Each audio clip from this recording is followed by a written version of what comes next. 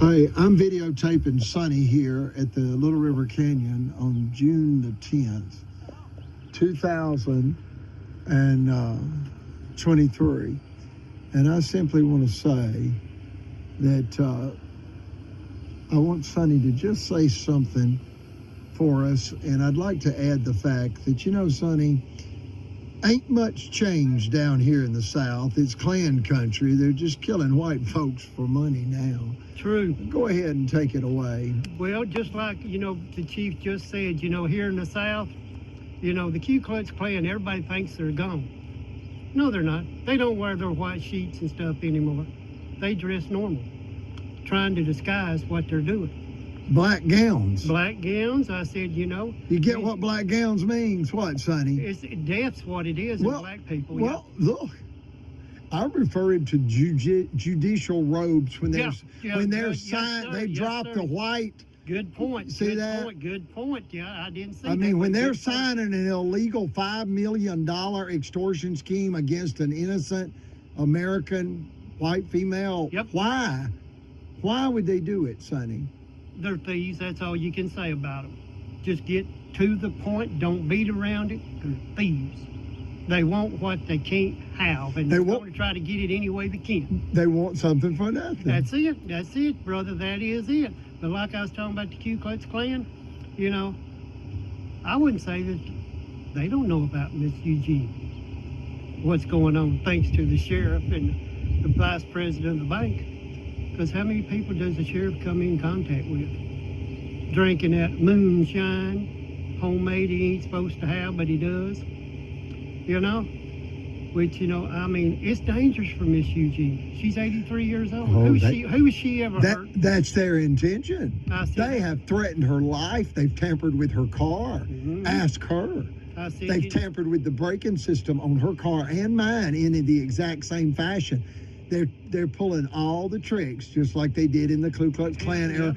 The Ku Klux Klan, you can Google that and read about it on Wikipedia, but you can read about them on Wikipedia, and you realize that they were at their height of membership in the 1920s. Yep, they were.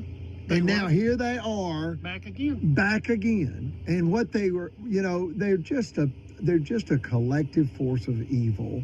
It is. It's follow the money. They wanted to anyway, steal the power and the control and the rights and the money from the African Americans, and now they're doing the same thing to white people. White people, yeah. And like I said, they're covering up. The sheriff's got, he's got a hand in it big time. Him and Margaret Lacey, the vice president of the bank, they're getting everything in this, but in the South, besides the Ku Klux Klan, we got something going for us with Miss Eugenia and the chief's brother, Miss Donna's brother, and your other sister, is that Miss Rita? Well, close. It's Victoria. Victoria, excuse me. I'll get her name corrected. Lives in California. And the brother, he's the lead guitar picker for the Leonard Skinner band, But it's the Leonard Skinner family chapel of people, Christian people. Yeah, that's Miss Eugene's son. What you're saying is that that Miss Eugenia, being the mother to Leonard Skinner's lead guitarist Damon Johnson. Yes, sir. That makes us the Leonard Skinner Christian family. That's true. And we've been attacked by Marshall County. And really, it's America versus Marshall County now. Really, think about it. It's America versus Marshall County now, because they're beginning to realize all over the country through the internet that what happened is just treasonous. These people have actually the Leonard committed. Skinner Christian family, they're the most powerful rock and roll band in the South. The greatest Southern rock band of all time. And also, now Led Zeppelin was the greatest rock and roll band, and Elvis Aaron Presley was the king of rock and roll. But the greatest Southern rock band of all time is hands down, no questions about it. No doubt about it. And you got to understand it's Leonard Skinner. Yes, and you got to understand that Ronnie Van Zant passed away at age 29, and right at the time that Leonard Skinner had just taken off and become just an enormous success. Yeah, we got that power. In 1977, October, just a couple of months after Elvis Aaron Presley passed away. Well, you know, we got that Leonard Skinner family, Christian family on our side, most powerful in the Southeast. Yeah, people really, you know, I never brought it up. I was just laying low about it. I didn't want it to make it look like I was trying to capitalize on that. A lady said, "Are you kidding me? These people are trying to kill your mother, and your brother is the lead guitarist for Leonard Skinner, and you don't want people to know? What are you thinking? Let them know before they kill your mother." And I was like, wow, well, you're right. Let them know the truth. Yeah, we got that in the South with Leonard Skinner, you know, and the lead guitar picker, but we got power with them in the South, all over the South, Southeast. But the thing about it is, like I said a while ago, we know God, we believe in God, we got the Spirit and the truth. We got God working on our side for Miss Eugenia. Because she's an 83-year-old lady. They're threatening her with everything they can. My chief just said that with her brake system, they tried to sabotage her. Sexually assaulted her youngest son, trying to scare him off the property so the sheriff could give Miss Eugenia's $1 million property to Margaret Lacey. All of this violence started. $5 million didn't work, then they tried $1 million. That's right. When $5 million didn't work, they're back for $1 million. They couldn't steal $5 million in cash, so they're trying to steal $1 million in land. And Margaret joined in on it when the Supreme Court ruling was released, April 15, 2011. She gave away all of Miss Eugenia's money.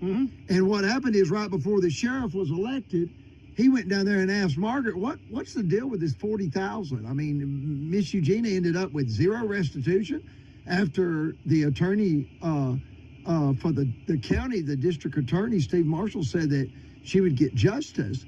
And then she went to see him in his office and said, "Steve, you promised me justice. How is this justice?" Well, it was a crime. It was. You know, we had two lawyers tell us, the district attorney's office committed a felony. It's not legally possible to award the victim zero restitution in a $40,000 first-degree theft. And you've convicted the thief, and you award the county $2,800 in fines, but you award the victim zero? And then one person said, "But that's hard to collect." It doesn't matter. You still should have put in the court record that he owed the money he stole. It shows a pattern. It does. Of them condoning the violence. And what that does, folks, it sets a dangerous precedent. Dangerous precedent. The sheriff and the vice president of the bank didn't realize it was pointing right back at them. Oh, no, they think they can just do anything. They're above the law. They're God. They're just, mocking the Lord, using the Lord's name in vain. The law doesn't apply. They are the law. They're just criminally insane. Yep, that's true. And you know what drove them insane, don't you, Sonny? Well, really, not being able to get all they wanted.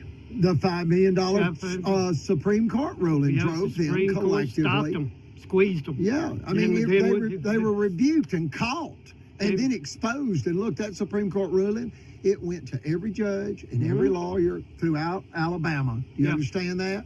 Every judge and every lawyer throughout Alabama. And we're squeezing them now, and the good Lord's putting a squeeze on them too. They don't know what to do. So they're trying to do everything they can to get what they can as they can, but it ain't working. Well, just know that the county illegally came after $5 million against Miss Eugenia. And she stopped them in the Supreme Court. They then sabotaged $10 million by running off 3,500 customers.